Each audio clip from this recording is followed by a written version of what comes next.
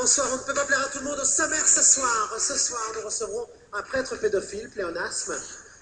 Nous recevrons aussi l'avocat de Maurice Papon, nous recevrons une actrice Ashura, nous recevrons l'abbé Pierre qui nous parlera du temps où il allait aux putes. Nous ne recevrons pas Brigitte Bardot. Brigitte Bardot n'a pas voulu revenir. Je suis le seul phobe qu'elle n'aime pas. Et nous parlons tout de suite littérature avec mon premier invité, Jean d'Ormesson. Jean d'Ormesson, bonsoir. Jean d'Ormesson, bonsoir. Jean d'Ormesson, bonsoir. Jean d'Ormesson, bonsoir. Alors, Jean d'Ormesson, ma question, j'espère que vous allez y répondre. Jean d'Ormesson, vous êtes drôle, intelligent, spirituel, hétérosexuel. Vous n'avez pas l'impression d'être ringard?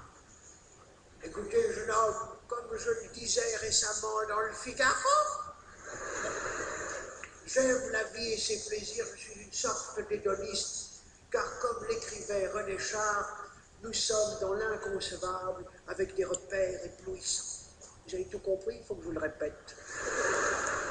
Car comme le disait Victor Hugo, ces choses-là sont rudes, il faut pour les comprendre avoir fait des études.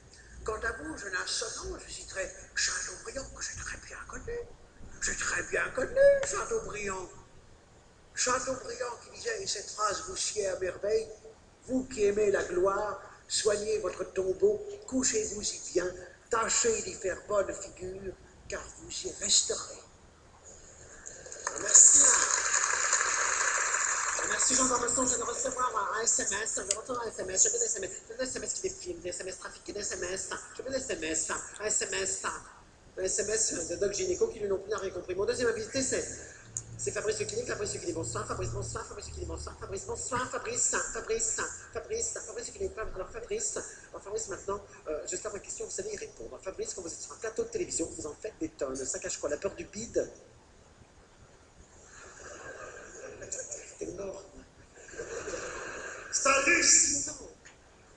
Marco Olivier Faudrière. Pitbull avec une tête pleine d'implants.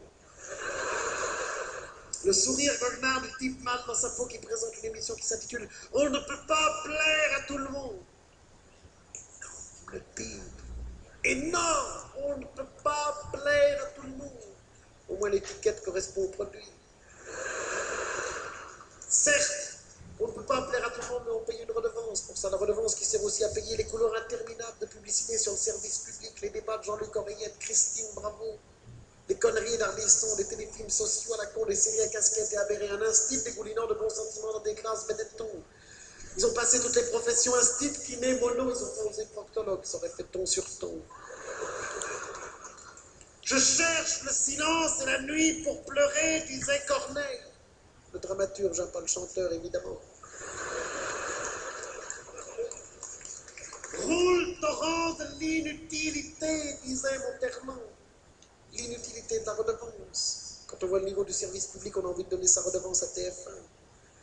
Parce que quand c'est mauvais chez un commerçant, Marco, quand c'est mauvais Marco chez un commerçant, on n'y va plus. Alors pourquoi on nous oblige encore à payer pour France Télévisions? Merci Fabrice. Merci Fabrice. Écoutez, moi je suis très bien sur le service public. De toute façon, je n'étais pas calé sur TF1 à la ferme célébrité parce que contrairement à Vincent McDoom, je ne supporte pas de m'épiler à la cire chaude. Mon dernier invité, c'est un habitué des plateaux de télévision et du mien en particulier. Non, c'est pas Dieudonné. C'est Nicolas Sarkozy. Nicolas Sarkozy, bonsoir. Nicolas, bonsoir. Nicolas, bonsoir. Nicolas Sarkozy, bonsoir. Nicolas, bonsoir. Nicolas, bonsoir. Nicolas, bonsoir. Alors, Nicolas Sarkozy, maintenant, on voudrait une vraie réponse. Candidat ou pas? Pas trop fort original, hein. Écoutez, en tant que Jean-Pierre Pernaut de la politique,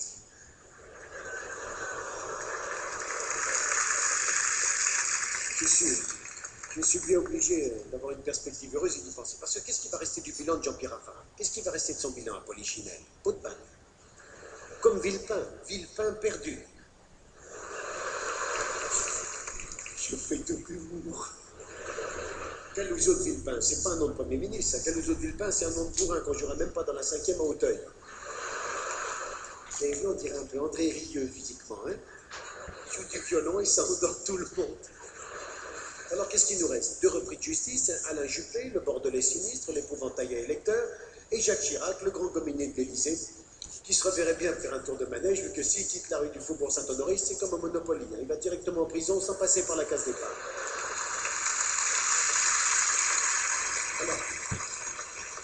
Alors je Alors je vous le demande, Marco. Je vous le demande, qu'est-ce qui reste au milieu de tout ce Bibi, le Terminator des banlieues.